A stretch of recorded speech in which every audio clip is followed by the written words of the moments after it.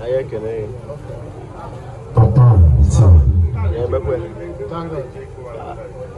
Lari. Thank you. É que nem.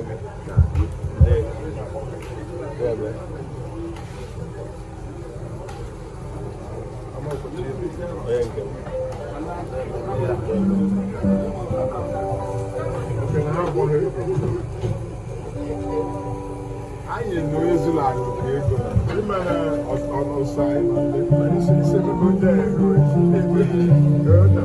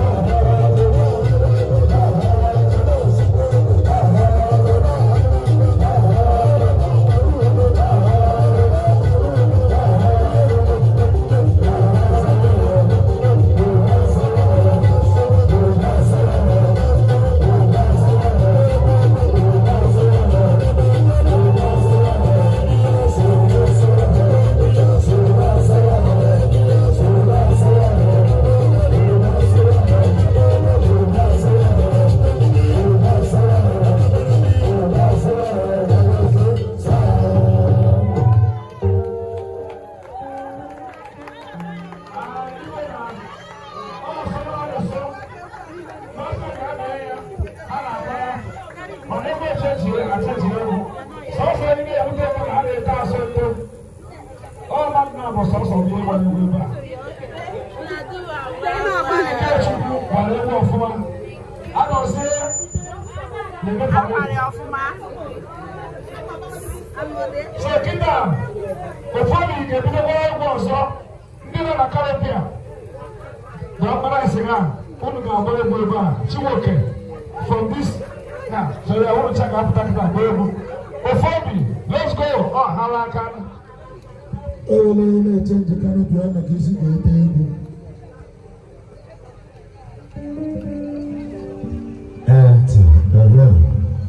Anthem ọhịa back to send ọ megburu ọgwụ ndobe obi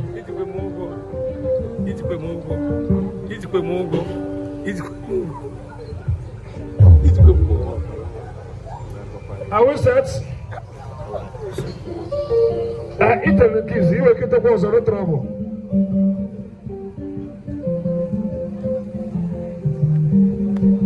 We have a temper. It's a bad idea.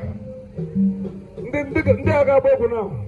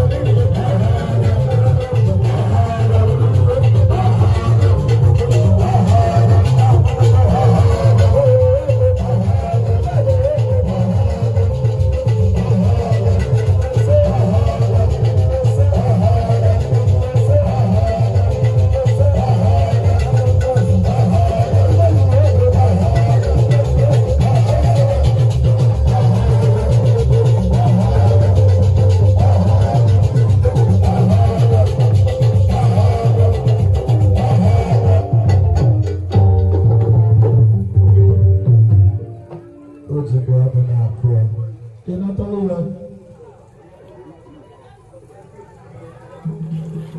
okay with this. Okay, man. I like it. I'm going to tell you how you Mba. Onye kamera ọ na-eri ihe? Let's go.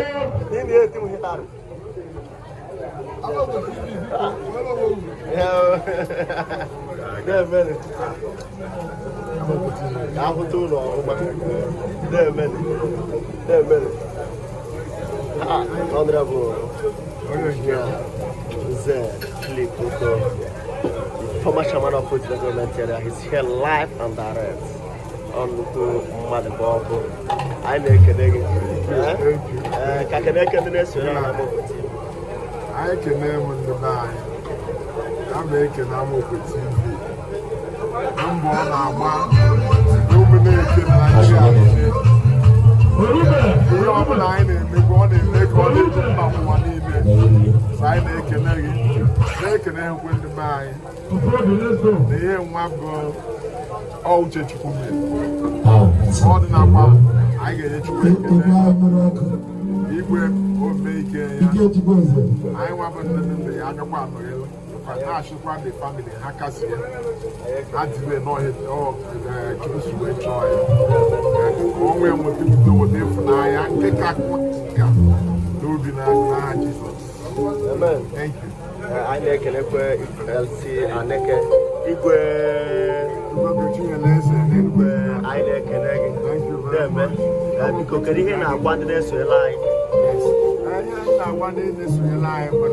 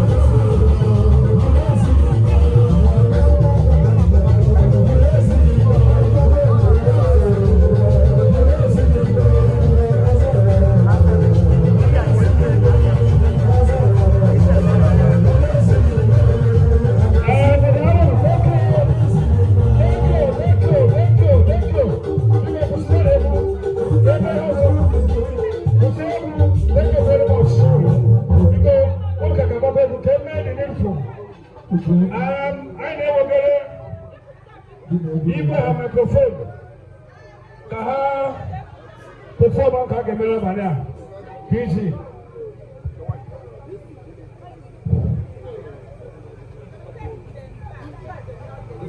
Anyị na-ekele mmadụ niile ụnụ mana ihe anyị gara ebe a bụ ịkwanyere ugwu anyị nnukwu ya bụ Igwe Innocent Eze Nwaba Ugwu.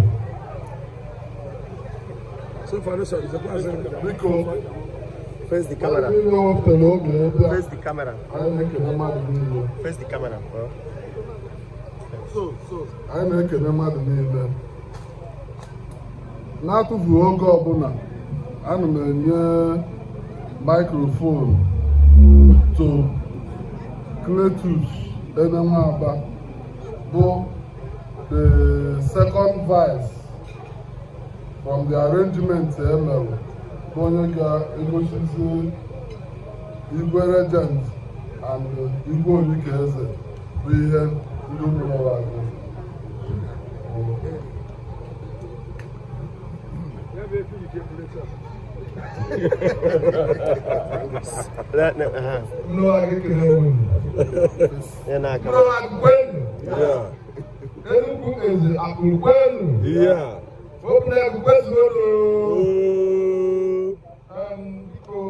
As the second vice, I'm represent Efi Umuaga to the Okobo Regent, then the Enugu-Eze Apollo to Igwe Onyeike-Eze. Biko Okobo nke a bụ nke Umuaga. Igwe nke a bụ nke Enugu-Eze Apollo. Obila ga-ekele m unu. Ndewo unu. Biko ma ekwuru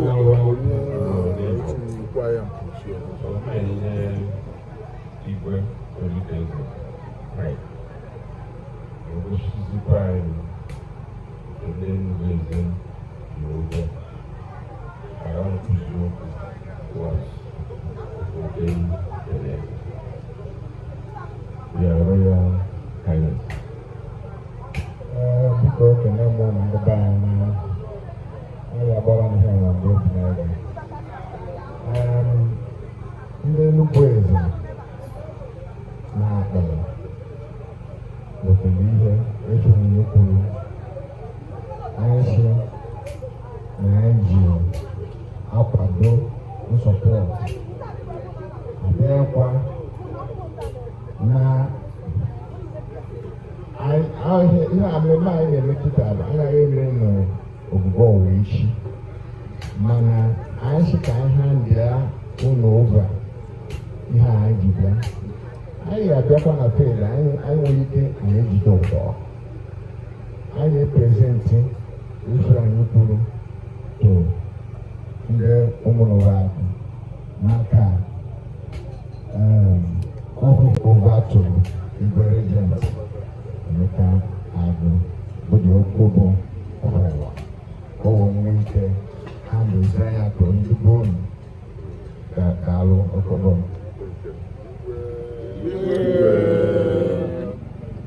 Enugu-Eze Apollo. Winner. Yeah. Umuaga. Winner. Yeah. Obunaga. Where's Winner? Yeah. People behind the building are so rather very significant. Often mind when Haka water travel, but in due course, Onaga water behind the main kind of summer. Okobi mama ọkùnrin mẹ́yẹn Okobo máa lẹ́kẹ̀ ọ̀nà ọ̀wẹ́ biko ọ̀nà owó ụmụnụwa ọ̀nà ọ̀wẹ́ ihe anyị na-eme ebe a dị significant. Ono Enugu that ono kwa. Biko ono mlenya magechi. Ya ono hola abu heshwe unsa. Kembu na nenya na oba home kushie. Maninga ado Filipino. And Congo here nyai. So each of the land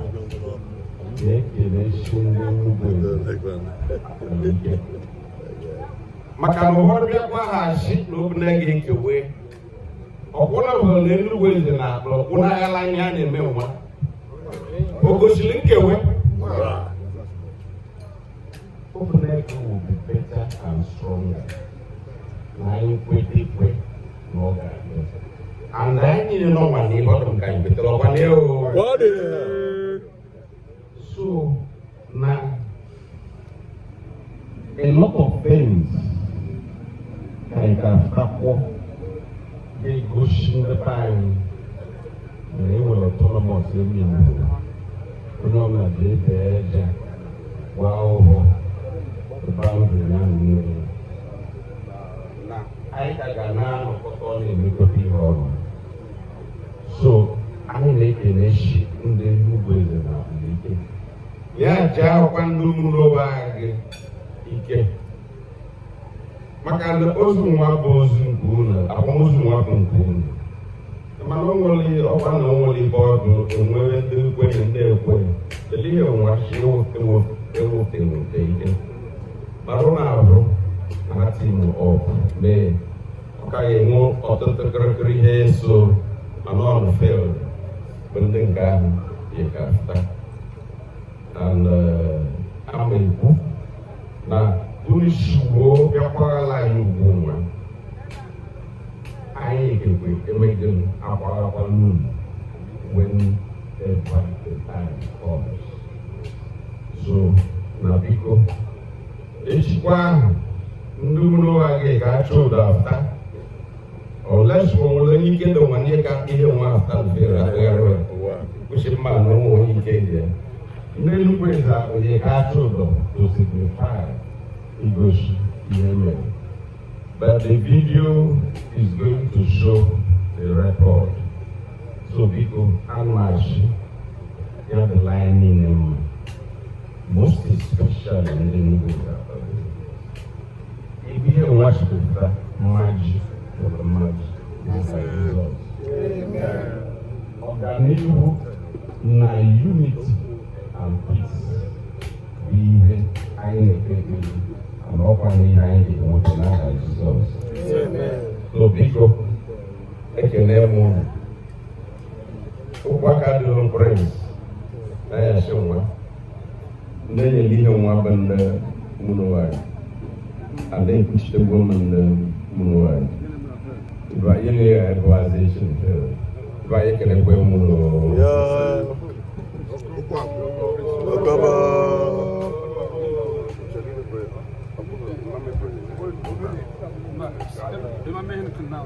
Oh, tomorrow. Because they'll present it. You can just official can capture the moments. Biko, ihe mere ya kịta abụ iji gosi that unity. Ndị Enugu ezabụrụ represent the Fiha. Ndị mmadụ represent the same thing. So I was able to say echi. Ihe ndị ọzọ ga-esonye sire gaba daalụ. Anyị mara egwu abụọ ebe a na-akụrụ ndị chi echichi. Yes, egwu ndị igwe